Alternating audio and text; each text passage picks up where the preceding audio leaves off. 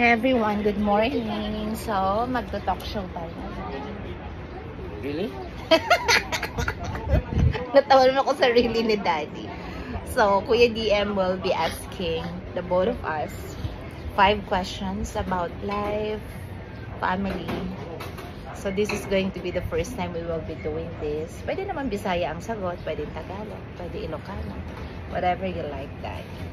So, Pwedeng drawing? where are we here? No, it should be serious, Daddy. Hindi pwedeng drawing, loko. Asan ba tayo, Daddy, muna?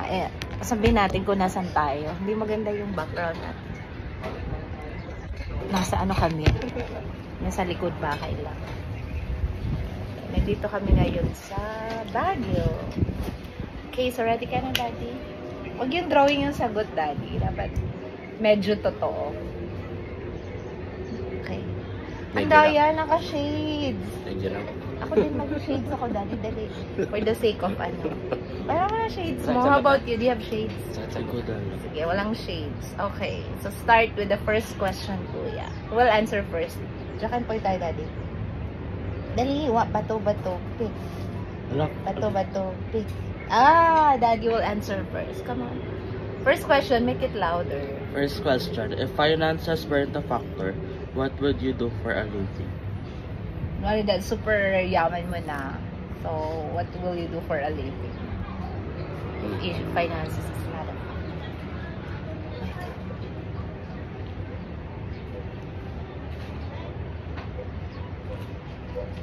I don't know. You don't know. Ano ba yung Daddy? If finances is not a factor, what would you do for a living?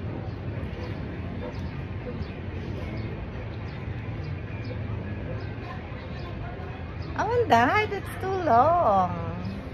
Ako nga wala. Maybe a traveler. Traveler. Okay, doing vlogs. Not vlog. Just Maybe, travel.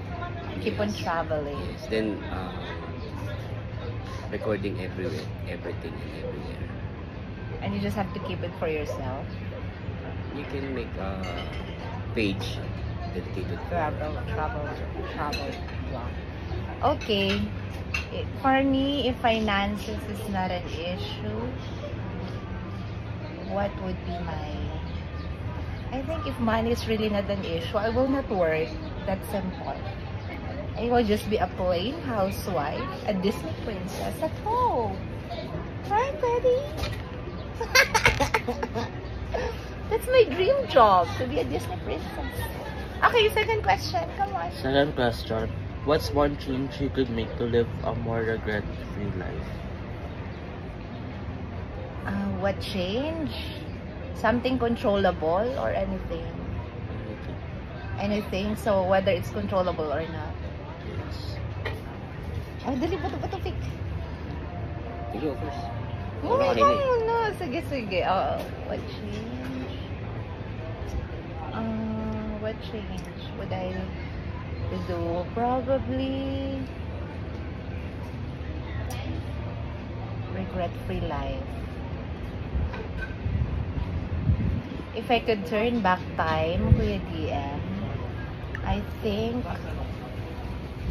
I'd like to take up medicine. Though I really don't have regrets, but you know, being a doctor, you can